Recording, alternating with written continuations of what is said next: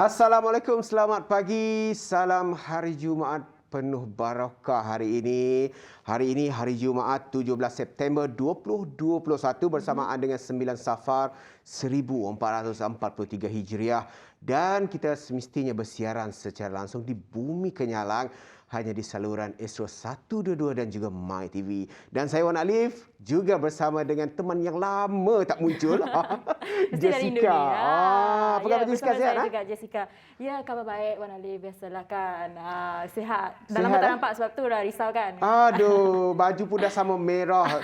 Semangat hari ini membara sebab Jessica muncul dalam sejahtera Anda Asia. pandai Oh, je. tu Tahu dia. ada je mulut-mulut bermain manis dia tu. Okey Wan Ali, hari ini topik yang agak menarik sedikit. Ya, sebab saya sebagai seorang perempuan, ini memang topik yang agak menarik bagi saya, pendapat saya. Dan hari ini kita akan bersama dengan pengasas bersama Stand Up My Malaysia. Stand Up Malaysia. Jadi kita nak tahu apa Stand Up Malaysia. Kita akan bersama dengan siapa Wan Alif? Ya, kita akan bersama dengan Cik Alia Ashikin yang pastinya akan berkongsikan dengan topik yang akan kita bincangkan selepas ini, mensutur semula hubungan antara jantina. Sangat kata orang diperlukan isu sebegini diketengahkan agar ianya dapat memberi info yang tepat. Mungkin ada sebelum ini stigma-stigma ataupun pandangan yang tidak elok terhadap isu sebegini, tetapi kali ini kita harap ianya dapat diberikan satu peluang untuk menyampaikan info-info yang berguna berkaitan dengan topik yang akan kita bincangkan selepas ini. Dan Jessica, mungkin kita tak nak buang masa, kita nak jemput tetamu kita yang berada di Kuala Lumpur. Kuala Lumpur, tapi beliau boleh bercakap bahasa Sarawak ya Wan Alif? Oh, ya ke? Ya, kabarnya beliau belajar dekat Unimas. Oh, patutlah. Dah pandai kelakar Sarawak. Pandainya kelakar Sarawak. Okey, tanpa membuang masa, kita menjemput Cik Alia Ashikin, pengasas bersama Stand Up Malaysia. Selamat pagi Cik Alia, apa khabar? Selamat pagi. Hello, khabar apa khabar kita tu? Okey, Apa khabar kita teh? Khabar baik. Mestilah sihat aja. Cik Alia, sebelumnya kita tanya Nyawa Alif. Sebabnya kan dah pernah pergi ke Kuching, Nyawa dah study kat Unimas nak. So kita mau tahu apa antara favorite foodnya dekat Kuching tu. Oh, okay. Saya punya favorite food, kami punya favorite food first is laksa Sarawak. Memang dalam Kedua, kalau saya tak ingat, saya ada satu makan satu cendol ke macam ABC dekat Sarawak. Tak ingat kawasan mana, tapi it was dia sangat-sangat sedap. Itulah yang ketiga, of course lah, mi kolok. Iya, mi kolok. Dan 3 makanan tu mesti makanan wajib makan setibanya di Sarawak. Saya craving, sekarang ni saya nak sangat makan kek lapis Sarawak. Kek lapis Sarawak itu adalah buah tangan yang wajib. Betul, favorite ke? Kalau favorite kek lapis, antara kek lapis apa flavor? Yang Cik Alia saya suka yang normal punya, yang rasa flavor biasa, and then mint, and then lagi satu I suka sangat coklat, so saya suka yang Cadbury punya flavor. Oh, kalau cakap pasal makanan memang tak habis lah Wan Alif. Pagi-pagi ni dah cakap tentang makan. Okey, tak apa. Lepas ni kita cakap lagi tentang makan. Okey, kita terus kepada topik kita pada pagi ini, iaitu tentang mensutur semula hubungan antara jantina. Okey Jess, setia maklum Stand Up Malaysia ini merupakan sebuah organisasi tidak berasaskan keuntungan yang menyokong kesejahteraan wanita tanpa mengira usia, bangsa, agama dan identiti seksual mereka. Semenjak Stand Up diasaskan pada tahun 2018, organisasi ini telah mengadakan pelbagai program dan aktiviti seperti bengkel, komuniti, forum dan ceramah serta apa saja aktiviti yang berkaitan dengan wanita. Dan untuk permulaannya, boleh Cik Alia sebagai seorang pengasas untuk kongsikan objektif utama penubuhan organisasi ini, Cik Alia. Okey, pertamanya saya nak cerita pasal latar belakang Stand Up Malaysia juga. Di mana Stand Up Malaysia, kita sebenarnya inspirasi daripada penubuhan Stand Up Malaysia itu sendiri adalah daripada seorang kawan yang di Thailand. Beliau amat aktif mengetengahkan isu-isu wanita, di mana beliau memulakan satu movement, feminist movement yang dipanggil Thai Consent, di mana dia akan bercakap mengenai topik surrounding consent yang Ada soalan untuk di mengetengahkan mengenai isu-isu wanita dan kanak-kanak lah berkaitan dengan seksual. So Stand Up Malaysia amat berasa macam kita patut bawa isu-isu macam ni ke Malaysia, sebab isu-isu macam ni jarang diketengahkan, sebab selalunya kita akan cakap pasal domestic violence, keganasan rumah tangga, tapi tak ada lagi organisasi yang apa orang kata bercerita ataupun mengetengahkan isu-isu yang berkaitan macam consent, sexual harassment dan sebagainya dalam persekitaran remaja lah. Jadinya that is why Stand Up Malaysia ditubuhkan, dan objektif pertama yang kami di Stand Up Malaysia ingin capai adalah untuk membina persekitaran selamat untuk wanita dan juga wanita dan juga kanak-kanak perempuan lah.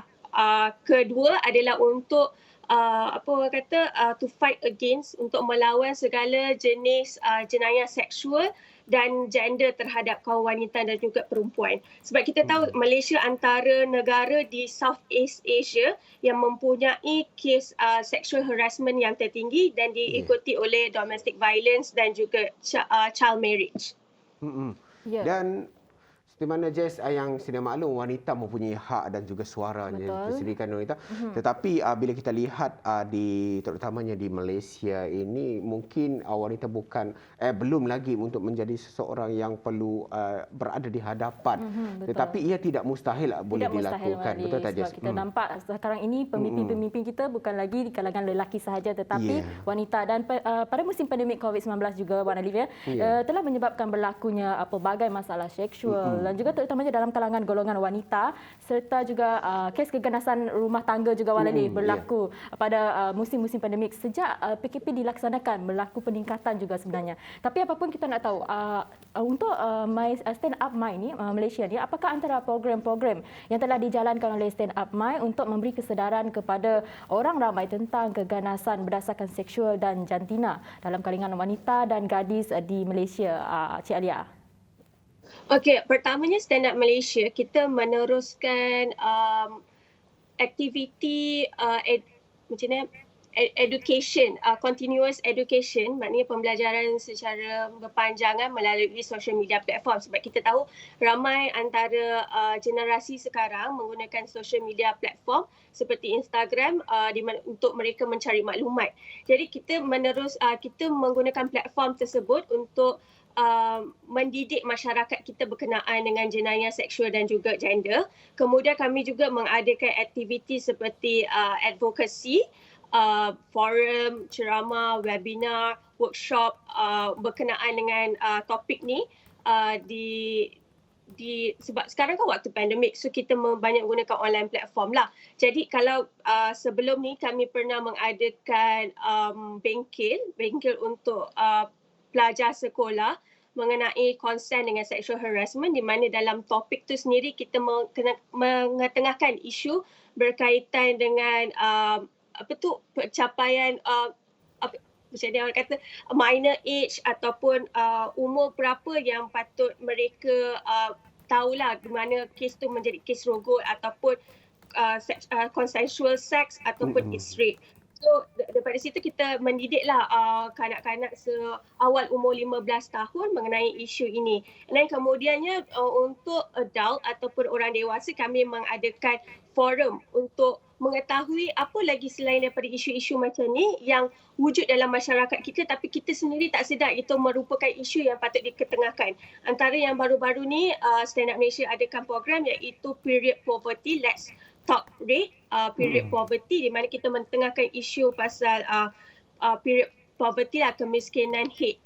Kita juga dapat ramai juga dewasa ataupun kumpulan marginalized yang tercicir dalam menangani isu-isu hate dan juga mengetahui dia orang punya badan dan juga persekitaran macam tu lah, hate semua. So that is how we start to educate people on period poverty and those kind of issue surrounding women and also girls. Ya, dan seperti yang Cik Alia cakap tadi, memang memupuk sesuatu, apa kata orang tadi, pesanan ataupun pembelajaran itu mesti bermula daripada Betul. peringkat awal. Peringkat awal, Seperti, pendedahan tu harus diberikan dari peringkat sekolah lagi, Wan Alif. Ya, Dan ini kerana pelajar perlu tahu membezakan apa antara pelakon yang selamat ataupun tidak selamat, betul tak Wan Alif? Ya, betul. Dan untuk bercakap lebih lanjut dengan mengenai topik ini, Cik Alia, kita berehat seketika dan kembali selepas ini bersama kami di Sejahtera Asia.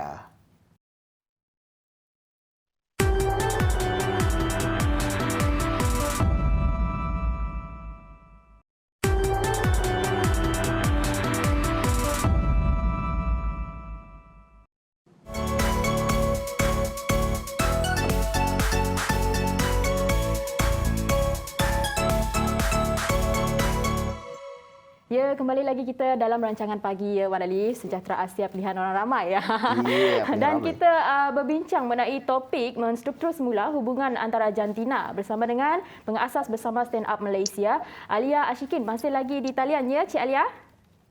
Ya, hello.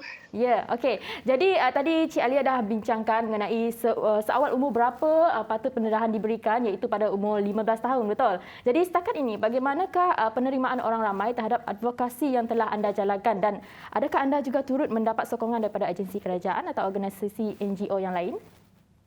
Oh, okey, Jessica, yang umur 15 tahun tu actually kita mula memberi pendedahan pada umur 15 tahun untuk first workshop kita, tapi bagi pendapat saya pendedahan awal untuk kanak-kanak mengetahui isu ini adalah seawal umur primary school, daripada umur 7 tahun sehingga umur 8 tahun, di mana dekat situ diorang ada sifat ingin tahu mengenai apa badan mereka, semua benda tu lah, reproductive system mereka. So start daripada situ mereka patut diberi pendedahan mengenai perkara itu, dan and it is a continuous process, maknanya and it has to be done by stages. Dia bukannya saja start daripada umur 7 hingga 8 tahun dan berhenti di situ. Dia perlu diteruskan sampailah satu umur yang perlu dikatakan sesuai untuk didedahkan dengan perkara-perkara seperti isu mengenai macam saya kata tadi lah, consent,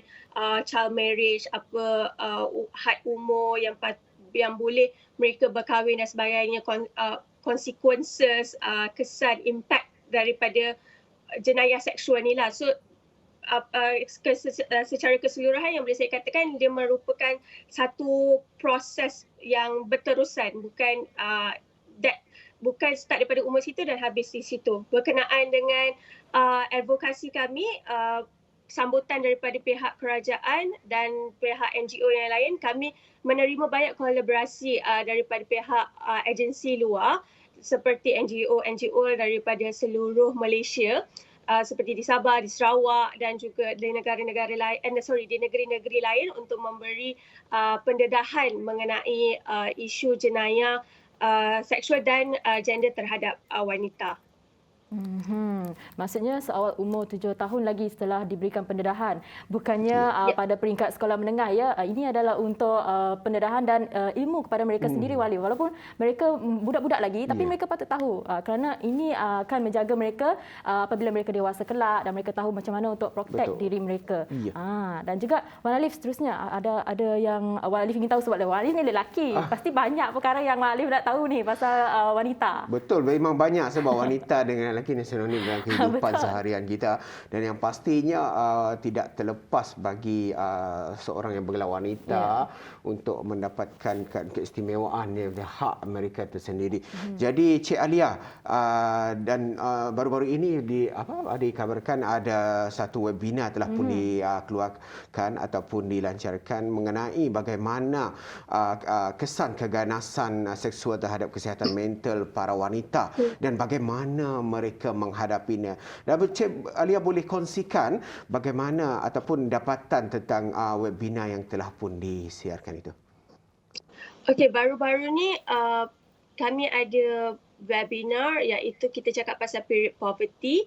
Second, kita ada pasal digital space, and the not so recent one adalah pasal mental health dan juga sexual assault. Okey, jadi masa apa yang saya dapat apa saya dapat rumuskan daripada tiga-tiga webinar ini, iaitu kebanyakan wanita mereka tahu apa hak-hak mereka, tapi mereka tidak tahu bagaimana untuk menggunakannya. Because macam contoh kan, saya bagi satu contoh di mana di webinar An Honest Conversation on Mental Health and Sexual Assault, kebanyakan wanita secara purata dalam kehidupan mereka at least satu kali mereka pernah diganggu secara seksual. Sama ada daripada bentuk verbal ataupun bentuk fizikal. So saya sendiri bercakap berdasarkan pengalaman saya sendiri, saya juga pernah diganggu gangguan seksual lah. And sepanjang hidup saya sepanjang hidup saya 25 tahun, dia bukan sekali, dia banyak kali. And cara untuk kita menggunakan kita punya hak tu kita tak tahu. Jadi and dia macam mana memberi kesan negatif kepada kita punya kesihatan minda tau. Jadi bila kita contoh kan, masa tu saya ingat lagi saya merupakan mangsa keganasan sexual assault, jenayah seksual. So keadaan tu jadi begitu intens di mana dekat situ kita tak tahu apakah reaksi kita time tu, sama ada kita akan jadi macam freeze ataupun kita akan fight. So and tak semua wanita boleh fight during the incident. Apabila situasi tu berlaku, tak semua boleh memberi respon, sama ada untuk lari, untuk menjerit, tak semua orang boleh buat macam tu. So siapa-siapa yang boleh jerit ataupun lari, saya tabik because not everyone can do that. Betul. So bila dalam keadaan macam tu, and in future the impact kita pun, dia memberi kesan negatif kepada kita punya minda, di mana mangsa ni ataupun survivors, saya suka guna perkataan survivors ni akan teringat-ingat, akan mengimbau kembali peristiwa lampau yang pernah berlaku. Jadinya mereka akan hidup dalam keadaan anxious, sangat cemas. Lepas tu dia akan self-agitate, dia akan jadi macam penat tau. Mental tu sendiri akan penat. Jadi macam mana kita nak overcome masalah tu sendiri? Living in trauma is not just one off. Dia berterusan sepanjang dalam kehidupan seseorang tu sendirilah. Jadi apa yang kita boleh lakukan kalau kita teringat kembali trauma tu, is just us reminding ourselves that it is already in the past, and we have to continue moving on. Dan kalau itu menjadi lebih parah, dinasihati untuk jumpa pakar lah untuk mengatasi trauma tersebut. Dan pastinya trauma ini bukan perkara yang main-main, Jess, betul. Dan dari peringkat awal, sekiranya ia tidak dibendung atau tidak mendapat nasihat serta rawatan, ia mungkin boleh menjurus kepada perkara yang tidak diingini seperti bunuh diri dan sebagainya. Dan Cik Alia, bagi pendapat Cik Alia sendiri, bagaimana hubungan antara janita yang dapat distruktur semula menjadi lebih baik melalui perspektif dan juga peranan yang berbeza dari segi sosial dia, politik dia dan juga ekonomi, Cik Alia? Okey, bagi pendapat saya sendiri, bagaimana kita boleh menstruktur semula hubungan antara jantina. Bila kalau kita cakap pasal intergender, dia maksud lain. So antara jantina adalah, pertama, kita kena recognize ataupun mengenal pasti peranan masing-masing lah dalam masyarakat. Saya suka dalam Stand Up Malaysia, kami suka mengamalkan konsep men and women should be bridged. There's no exclusive part where only men and only women in playing their roles. Contoh senang adalah gender roles lah. Maknanya kalau dalam rumah tu lelaki je cari nafkah atau perempuan saja melakukan kerja-kerja dapur. It's okay. Contoh, kalau kerja-kerja dapur ataupun kerja-kerja rumah, it's supposed to be both responsibility. It's not only one side, it's not only women, it has to be together with men too. So kalau contoh kan, perempuan tu masak, lelaki bolehlah kemas rumah ke apa. Itu kalau dalam kita bincangkan dalam sudut smaller scale, iaitu dalam isi rumah. Tapi kalau kita tengok di peringkat the bigger picture of it, secara menyeluruh dalam konteks masyarakat, pertama sekali untuk menstruktur semula hubungan antara gender adalah untuk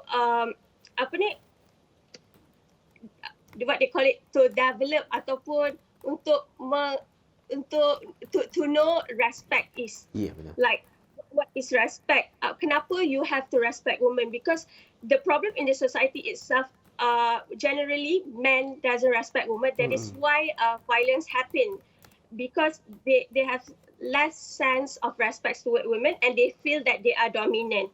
So perempuan sahaja yang perlu menurut lelaki, padahal itu bukanlah satu, apa dia orang kata, satu key indicator untuk bila kita kata respect is only women to respect men. It has to be both ways. So respect, and then second, untuk menstruktur semula jantina, antara jantina adalah untuk tolerance, bertolak ansur. So, and the third one is, bagi pendapat saya lah kan, untuk menstruktur semula hubungan antara gender adalah kita sendiri, masyarakat perlu menghapuskan notion yang diorang kata patriarki. Sebab kita sendiri dalam masyarakat Malaysia merupakan patriarki, kecuali Negeri Sembilan. So, dan juga masyarakat patriarki selalunya diorang rasa lelaki lebih sikit lah daripada perempuan. And notion ini notion ini perlu dihapuskan supaya hak kesesamaan gender tu dapat dicapai. Dan pada masa kini meniti arus permodenan bukan sahaja kerja di dapur dibuat oleh wanita sahaja, namun lelaki juga boleh turut serta untuk membantu sebenarnya. Dan bagi pendapat Wan Alif juga, bagi pendapat Alia juga, dan Wan Alif sendiri, Wan Alif maklumkan juga Wan Alif pun turut sama bekerja, membuat kerja-kerja di dapur, betul tak? Sendiri masak, sendiri buat breakfast, betul tak Wan Alif? Dan semua sendiri ya? Semua sendiri, sekarang pun tengah sendiri, betul. Namun kita dapat lihat juga di alam pekerjaan bukan sahaja didominasi oleh lelaki, namun wanita pun juga sama membina kerjaya mereka. Dan bagi pendapat Alia sendiri, apakah antara cabaran untuk Stand Up My Malaysia ni untuk mengubah persepsi ini sehingga ke peringkat akar? Apa agaknya cabaran? Okey, antara cabaran dia adalah mentaliti masyarakat, iaitu macam tadi saya katakanlah, masyarakat kita ada patriarki, jadi mereka mempunyai sifat seperti macam misogynis, and then man supremacist. Sebab lelaki selalu, saya bukan anti lelaki, saya cakap this is the norm happen in our society. Jadi bila masyarakat mempunyai pemikiran macam ni, wanita selalunya ketinggalan ke belakang. Jadi untuk menolak kesesamaan antara gender dan dan untuk pendapat saya lah kan, mengatasi masalah ini adalah first, lelaki dengan perempuan sepatutnya bekerjasama. Bekerjasama, and then diorang juga antara cabarannya adalah pemikiran. Second, mereka tak nak berubah, tu je. So kalau mereka mempunyai will to change, hopefully in future we could able to have a society where men and women both moving forward. There's no one left behind. Macam itulah. Dan yang pastinya apa yang dikatakan oleh Cik Alia tadi betul jugalah. Nak ubah persepsi ini bukan mudah. Sebab tanggapan orang dan juga stigma-stigma daripada mereka yang melihat asyik lelaki je menang. Tetapi wanita pun patut diketengahkan jugalah. Tapi Wan Alif jangan kecil hati ya, bukan orang nak maksudnya bukan orang tak membantu pun. Tapi tetapi lelaki juga seiring sama juga membantu bersama dengan wanita untuk membina kerjaya, membina alam perkahwinan dan sebagainya. Betul. Dia macam ni. Mereka bergerak Jess, seiring sebenarnya Wan Alif. Dia macam ni Jess, konsep dia. Kalau tak ada lelaki tak ada wanita, kalau tak ada wanita tak ada lelaki. Sama-sama tolong sama-sama. Betul, untuk bangun dan bangkit bersama. Okey, meniti arus permodenan sekarang ini. Dan juga Cik Alia, berbalik kepada sekolah tadi. Sekolah kita tahu akan dibuka secara berperingkat. Dan juga apa antara program seawal umur 7 tahun tadi. Bagi pihak Cik Alia telah membuat program bagi umur 15 tahun. Tapi bagi peringkat sekolah rendah, bagaimana antara program yang akan diketengahkan lagi ataupun diberikan kepada mereka? Alright, untuk sekolah rendah, kami dalam perancangan untuk membina satu silibus yang membincangkan isu-isu mengenai inappropriate touch.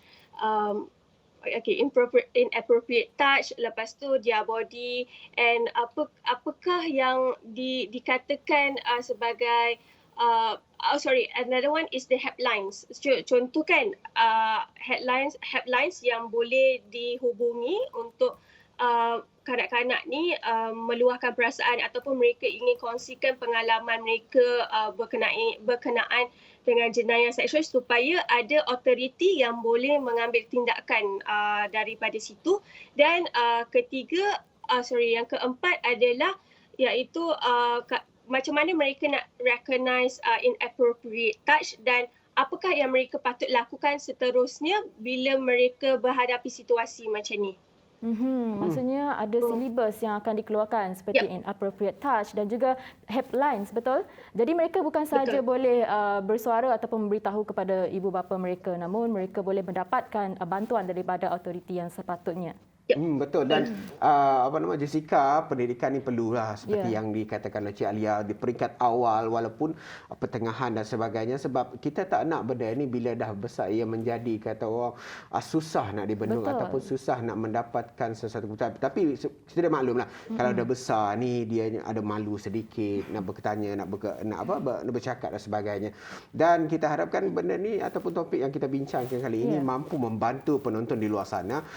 Mungkin ada yang mengalami situasi sebegini ataupun sahabat-sahabat atau rakan boleh menjadi penasihat untuk menyampaikan apa yang sepatutnya mereka buat, apa yang sepatutnya mereka lakukan untuk mendapatkan hak mereka sebagai wanita. Saya rasa kan Walif, ramai lagi wanita ataupun gadis di luar sana tak berani untuk bersuara sebenarnya. Ramai lagi kerana kalau anda kata mereka menerima gangguan seksual, mereka nak memaklumkan kepada semua orang pun mereka agak malu sebenarnya. Jadi namun sekiranya anda tidak mendapatkan bantuan awal, mungkin itu akan menjejaskan mental health anda juga dan juga akan menyebabkan trauma. Betul tak? Betul, itu yang akan membawa kepada membunuh diri, kes-kes seperti itu. Dan juga bagaimana untuk memberi semangat agar ataupun memberi bantuan kepada mereka yang memerlukan. Seperti kata Cik Alia tadi, dapatkan bantuan daripada pihak yang pakar. Betul tak Cik Alia? Dan Cik Alia, mungkin apa antara nasihat Cik Alia kepada wanita ataupun gadis di luar sana, Cik Alia? Andai kata mereka masih lagi takut-takut nak mendapatkan bantuan kepada pihak yang berwajib. Okay, so pertama, just remember that you are not alone. Anda tidak bersendirian because like I said earlier, at least satu kali dalam hidup wanita pernah mengalami gangguan seksual. So it's good for you to share with your friend. Macam Jessica kata tadi, kita patut berkongsi dengan rakan kita ataupun seseorang yang kita percayai. And then kedua, jangan teragak-agak untuk melaporkan kes ni sebab menangani masalah ini daripada mula adalah lebih senang daripada masalah ini telah lama lah. But although dah lama pun, but just don't afraid to speak up sebab dalam dunia sekarang with variety of online platform, you can always share on your social media, or you can reach out to NGOs to speak out of this issue if you are not certain of what action to take. So from this, you boleh, actually you can be your own advocate untuk jenayah seksual dan juga gender ni sendiri. So my first and I think my foremost advice is that don't be afraid to speak up. Everyone is with you. We believe the survivors, and please, if you ever listen to their stories, don't victim blaming. Sebab antara salah satu masalah masyarakat kita adalah victim blaming. Orang selalu menyalahkan mangsa, bukan menyalahkan pelakunya. So dalam situasi macam ni, lebih baik untuk percaya mangsa daripada menyalahkan mereka. Dan begitulah kata orang, kalau nak meluntur buluh biarlah dari rebungnya. Betul tak Jess? Jangan tunggu bila dah besar, bila mereka dah dewasa tapi masih juga mengalami gangguan seksual atau sebagainya. Ia boleh mengganggu reputasi mereka untuk mereka terus bergerak langkah ke hadapan ataupun membuat hala tuju masing-masing. Itu yang kita tak nak lah. Biarlah mereka mendapat haknya, suara mereka didengar. Betul tak Jess? Itulah kepentingannya. Ya, dan antara objektif tadi Stand Up Malaysia ni adalah antaranya membina persekutuan sekitaran selamat di kalangan wanita dan juga perempuan. Jadi terima kasih atas perkongsian itu tadi Cik Alia, sangat-sangat bermanfaat dan sangat-sangat membantu kepada mereka yang di luar sana yang masih lagi takut-takut untuk menyuarakan rasa-rasa kebimbangan di dalam diri mereka. Sampai sekarang ni mungkin ada yang teragak-agak nak membicarakan perkara ini dengan ibu bapa ataupun rakan-rakan mereka. Tapi saya rasa kalau mereka lebih selesa dengan orang itu, mereka boleh kongsikan. Itu akan dapat membantu mereka untuk menyenangkan hati mereka, at least lah kawan Alif. Dan yang dikongsikan itu mestilah seorang yang boleh memberi nasihat, bukan pun nasihat. Itu jangan ya Alif, jangan. Okey, terima kasih sekali lagi kepada Cik Alia Ashidin. Nanti kalau datang kucing kita boleh makan laksa ataupun cendol, ya. Boleh. Okey, terima kasih sekali lagi dari kami di Sejahtera Asia. Sehingga kita berjumpa lagi. Terima kasih kerana bersiaran bersama kami pada hari ini. Ya, dan seterusnya Wan Alif, kita akan membincangkan mengenai topik-topik seperti isu-isu semasa. Isu-isu semasa. Nanti, betul tak? Kita kena berehat sebentar. Kita akan bawakan perincian berita kepada anda selepas ini hanya dalam Sejahtera Asia. Ya.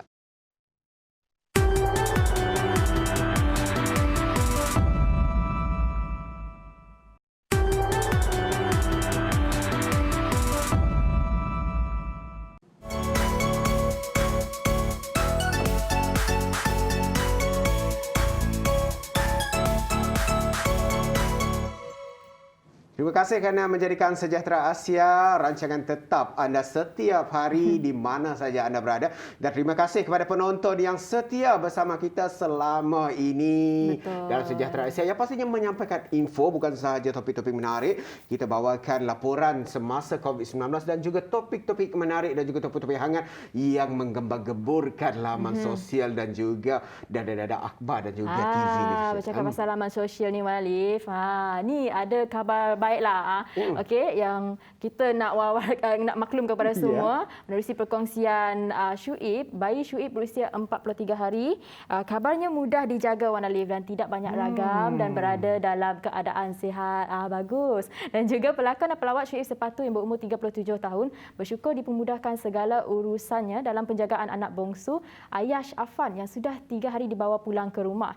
Ini dilihat ya menerusi perkongsian di Instagram, memaklumkan bayinya yang berusia 43 hari itu mudah dijaga, tidak banyak ragam, berada dalam keadaan sihat. Dah 2 hari Dedi dengan Ayash, alhamdulillah anak yang sihat, anak yang baik, tak banyak perangai, nangis pun kadang-kadang saja. Tapi kalau nangis tu saja biarkan lama sikit sebab suara anak dia tu tadi Wan Alif terlalu sedap didengar. Sanggup dia biarkan nangis lama-lama sikit agar dia boleh dengar lama sikit suara anak dia tu tadi.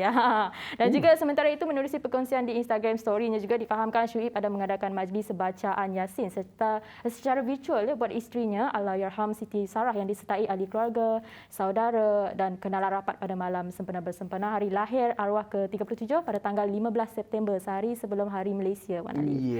Dan kita harapkan agar segalanya dipermudahkan dan anak-anak Syuib Sepatu menjadi anak yang soleh dan solehah pada masa yang akan datang, insya-Allah. Dan seperti yang kita sudah maklum, Allahyarham Siti Sarah meninggal dunia akibat COVID-19 pada 9 Ogos lalu. Dan bercakap mengenai COVID-19 Wan Alif, lebih daripada 12,000 pesakit alami long COVID. Nak tahu apa itu long COVID? Sebenarnya itu adalah simptom yang berterusan Wan Alif ya. Walaupun dia dah sembuh maksudnya, tapi dia akan menghidapi simptom tersebut Wan Alif ya. Dan terdapat lebih 12,000 pesakit COVID-19 di negara ini yang sudah sembuh dikesan menghidap kesan jangka panjang wabak itu yang dikenali sebagai long COVID. Menteri Kesihatan Khairi Jamaluddin berkata seramai 12,654 pesakit COVID-19 yang dibenarkan discharge dari hospital diberi janji temu dan hadir untuk rawatan susulan di fasiliti kesihatan bagi gejala long COVID setakat ini. Dan katanya KKM mengesannya 5 gejala utama long COVID yang dihadapi pesakit berkenaan dengan sejumlah besar daripada mereka menghidap kelesuan dan sesak nafas ketika melakukan aktiviti tertentu. Bahaya juga ya Wan Alif kalau dah terkena penyakit COVID-19 ni. Dan selain daripada itu, antara gejala yang dikesan adalah batuk, kesukaran tidur, keresahan. Itu adalah antara yang dimaklumkan untuk penyakit long COVID seperti ini.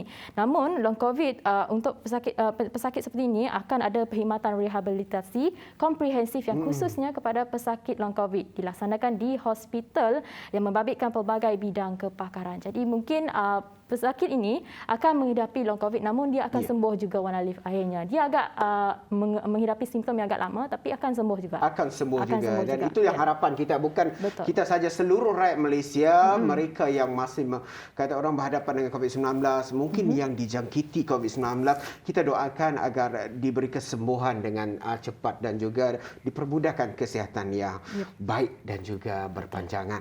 Dan bila kita cakap tentang 16 September, semalam selain daripada Hari Malaysia, sambutan Hari Malaysia, semalam juga penerbangan sulung ke Langkawi, iaitu sebanyak 1,502 penumpang berlepas menerusi penerbangan ke Langkawi. Itu yang seperti mana yang dicadangkan ataupun yang diplan untuk bermulanya projek rintis gelembung pelancongan domestik Langkawi yang telah pun berlangsung semalam. Menurut Menteri Pangkutan Datuk Seri Dr. Wee Kiah Siong, kesemua penerbangan itu melibatkan 4 penerbangan Malaysia Airlines, 1 penerbangan Malindo dan juga 3 penerbangan Air Asia. Dan katanya lagi, saya mendapati ada penumpang telah membawa kit ujian ke diri, iaitu untuk Ailio dan juga membeli daripada kaunter jualan di lapangan terbang Kuala Lumpur KLIA dan juga lapangan terbang Kuala Lumpur 2 KLIA 2 untuk mereka katakan standby lah, in case ada simptom ataupun apa-apa yang berlaku. Tetapi kita harapkan sambutan yang baik ini dalam era pandemik, masing-masing kena jaga diri. Betul itu yang paling penting. Walaupun nak melancong sini sana ke, tapi itu yang paling penting, SOP kena jaga.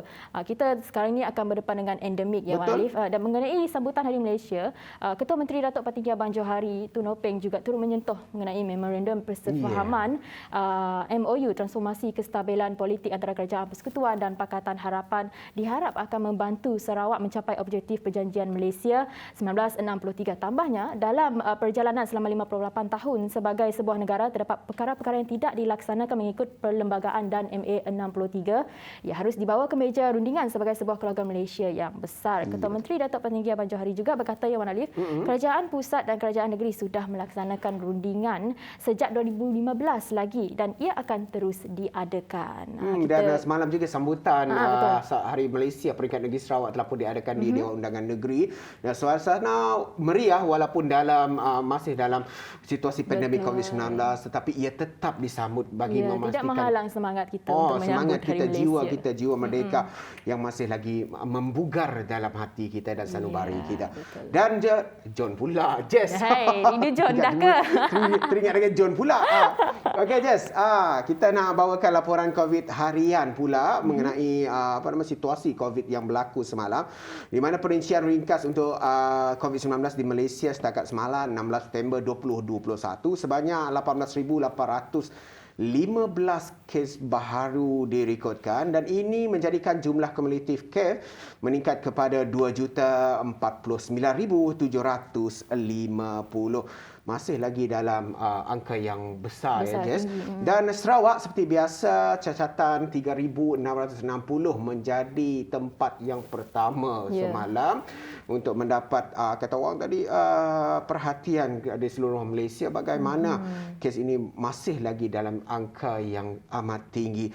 Dan diikuti oleh Selangor iaitu 2,718, juga di Johor 2,206 dan ini menjadikan jumlah kes yang baharu ataupun kes yang masih aktif iaitu 18,815 kes.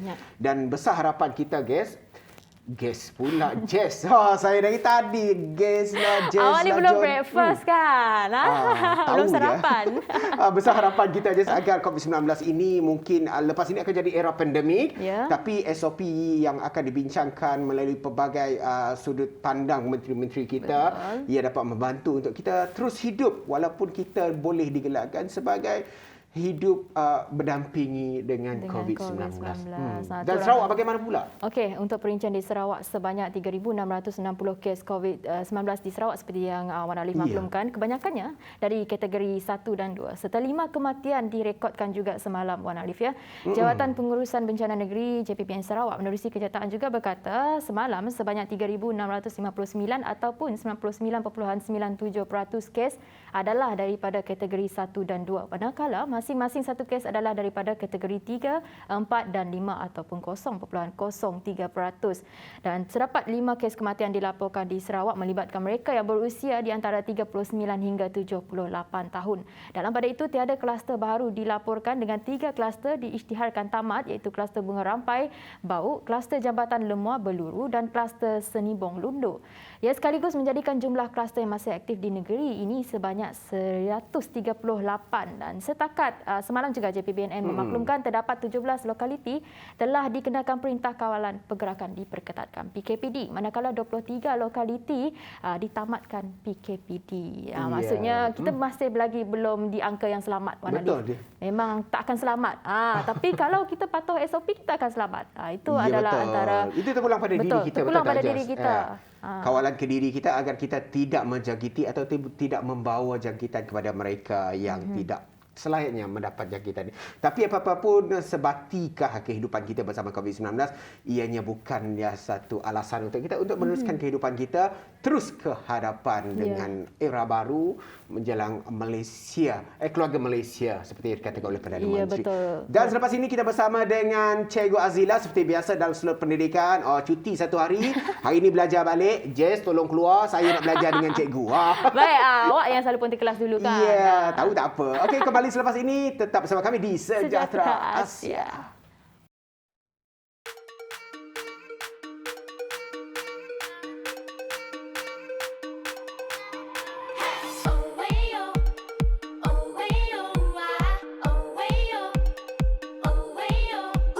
Sekian lama kita berjuang, jiwa bersuara, meraih pembaruan kita. Membina impian terwujud.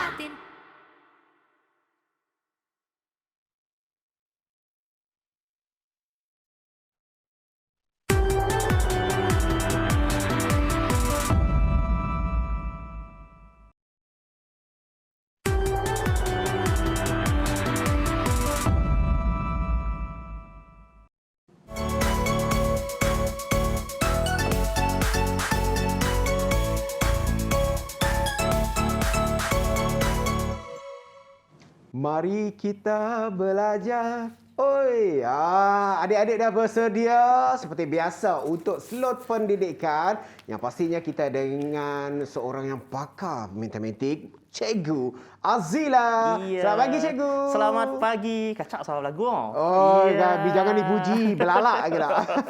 Cikgu Azila sepatutnya pakai baju Melayu hari Jumaat. Aduh, kantoi aduh.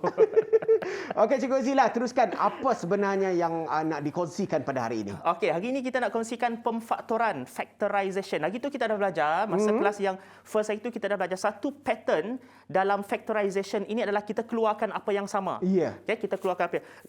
Pattern hari ini kita nak detect kalau ada kuasa dua sempurna di dalam persamaan itu. Persamaan, ya. Yang hari itu, macam mana contoh soalan kita hari itu? Contohlah yang hari itu kita buat 2y tolak dengan 4 contohnya. Kita mendapati kedua-dua ini boleh dibahagikan dengan 2. Jadi kita keluarkan 2 yang hari itu punya. Ini ulang kaji sikit. So 2 ini bahagi 2 jadi 1, y tinggal masuk dalam, and then 4 ini tinggal jadi 2. Ini yang kita belajar hari itu. Kalau nombor ini boleh dikeluarkan. Tapi sekarang kita nak pergi satu pattern lagi, iaitu kalau kita detect. Kalau awal-awal kita detect ada kuasa dua sempurna. Apa itu kuasa dua sempurna? Kan kita dah belajar itu. Kuasa dua sempurna maksudnya nombor-nombor yang mana hasil daripada kuasa dua nombor lain. 1 kuasa 2, 1, 2 kuasa 2, 4, 3 kuasa 2, 9, lagi 16, 25, 36, 49, bla bla bla bla. Bla bla bla bla. Pak bla bla tu saya tolong. Jadi, kalaulah persamaan yang diberikan ini nanti adalah persamaan yang ada kuasa 2 sempurna. Contoh, 4y kuasa 2 tolak 9. Kalau awak nak keluarkan, macam tadi, keluarkan apa yang sama. Antara kedua-dua ni, nyeduak si kawan. Si kawan, cikgu. Dia tak ada benda yang sama. 4 ni, dengan 4 boleh bagi 2 tapi 9 tak boleh. 9 boleh bagi 3 tapi 4 tak boleh. Nyasi kawan, saya ada benda sama. Jadi, kalau dah macam ini, kita pun dapati, oh, tok rupanya kuasa 2 sempurna. Inilah, kan ada 4, kan ada 9. Kan? Awak si, awak. Betul. Okay. Now, ini kita kembalikan dia ke dalam asalnya, iaitu 4 ini berasal daripada 2 kuasa 2. That's why saya kata kuasa 2 sempurna. 9 ini kita kembalikan kepada 3 kuasa 2. Yang lain tulis je. Okey. Bila kita sudah dapati semua ini ada kuasa 2. 2 ada kuasa 2, y ada kuasa 2, 3 pun ada kuasa 2. Okey, apa kita perlu buat sebagai langkah terakhirnya adalah buat bracket dua igit bracket lah. Dua bracket begini. Awak tulis ini, tulis ini. 2y, yang kuasa 2 tak perlu tulis. Tulis ini. Memandangkan ini dia mesti tolak. Dalam soalan dia mesti tolak. Kalau ini tolak, ini tambah. Macam itu. Itu hasil yang terakhirnya. Jadi ini sangat penting, terutamanya bagi pelajar dari tingkatan 2 dia dah belajar. Tingkatan 3 dia akan apply lebih. Jadi yang SPM tu ready lah. Lagi kau lah awak akan belajar yang ni. Dia bermula dari tingkatan 2. Tingkatan 1 kalau dah belajar ni, wah, advance lah awak. Hebatlah dia, cikgu. Lagi-lagi lah kita tengok yang bersama kita pagi ni dalam live kita, ada Arfa Sumayyah dari Perak. Ada Damia Zahra, Irdina, Haziq, Hidayat. Yang ni semua saya tahu. Ini adalah adik-adik sekolah rendah.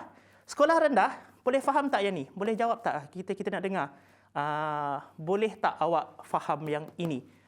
Kalau darjah 6 dah boleh faham yang ni. Power benar lah mathnya kelak. Cikgu. Okey. Nang geligau tak ya? Geligau. Jadi macam mana? Nak saya sambung lagi? Sambung cikgu. Lagi, Okey. Masih berminat ini. Masih berminat Okey. Teruskan. Soalan seterusnya kita bagi nombor dia besar sikit. Besar sikit. Kalau nombor dia besar sikit, 36 tolak dengan 49x kuasa 2. Kalau begini, kita dapati bahawa 36 ini adalah kuasa 2 sempurna. Bila dia adalah nombor kuasa 2 sempurna, maka ini kita kembalikan kepada asalnya 6 kuasa 2. Okey. 49 ini, 49 ini adalah berasal daripada 7 kuasa 2. X buat saja. Macam ini. Okey, apa dia punya syarat tadi? Mesti kuasa 2. dan mesti tengah-tengah ini mestilah tolak. Tolak. Okey. Bila dah macam ini, salin saja. 6 tolak 7 X. Satu lagi 6 tolak 7 X. Bukan tolak, sikit tambah. Letak dalam bracket begini. Jadilah final answer. Kalau dia tanya faktorkan. Faktorkan ungkapan berikut katanya. Factorize the macam ni lah. Jadi pemakturan ni saya tengok sini dia mengurangkanlah. Dia macam lawan kepada yang kita belajar last week. Kita belajar last week kembang. Kembang. Nak Yang makan ni yeast. kurang. Ini kurangkan. Betul lah tu. Betul macam tu. Okey cikgu, boleh teruskan lagi cikgu untuk saya suka soalan ni. seterusnya. Okey, Adik-adik sudah faham semua? Dia tanya pula. Adik-adik semua faham? Kalaulah adik-adik boleh tanya, Cik Wan Alif boleh faham tak? Dia orang tanya. Oh, boleh. Saya boleh. Saya bagi peluang dengan adik-adik ni. Okey, teruskan lagi untuk Ya, cikgu, menguji teruskan. Okey, untuk menguji kita. Now, katakan kita berikan satu nombor ni begini. Ini pula Y kuasa 2. Tolak dengan 16. Awak perasan tak? Ini adalah kuasa 2 sempurna, 16. Tapi sini tak ada nombor. Dalam algebra, ingat sekali lagi, kalau dia tak tulis nombor, maksudnya depan dia ada 1. Okey, 1 juga adalah sejenis kuasa 2 sempurna. Ada tu? Ini dia. 1. Jadi sama geng lah. Sama kawannya 2. Kuasa 2 sempurna, kuasa 2 sempurna. So, apa kita perlu buat? 1 ini berasal daripada 1 kuasa 2. Y ini pula Y kuasa 2. 16 asalnya daripada apa? 1, 2, 3, 4. Ini adalah 4 kuasa 2. Bila dah dapat ini, inilah kuncinya kepada jawapannya. Dah senang dah. 1 Y, 4, 1 Y dan 4. 1 ini tolak, 1 ini tambah. Letak dalam bracket. Dan yang penting 1 tak perlu tulis. Jadilah jawapan kita. Bila dia bracket tu, kita kena padam 1 lah. Satu tak pentinglah dalam algebra. Kita kalau awak letak 1 macam saya selalu bagi tahu dengan kawan-kawan pula dengan adik-adik rasa mudah. Tak apa. Okey, macam kita selalu bagi tahu dengan student lah. 1 ini kalau awak letak dalam jawapan awak tak salah. Cuma Betul. orang akan nampak ini mesti budak tingkatan 1 punya jawapan.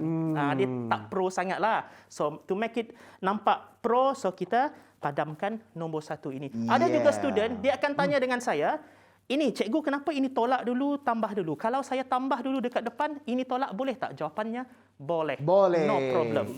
Ya, tetap itu betul dia. jawapan. Itu dia apa ilmu genius kita pada hari Jumaat ini. Terima kasih Cikgu Azila. Sama-sama. Pemfaktoran yang baik, pengurangan. Peace Cikgu Azila. Peace dulu.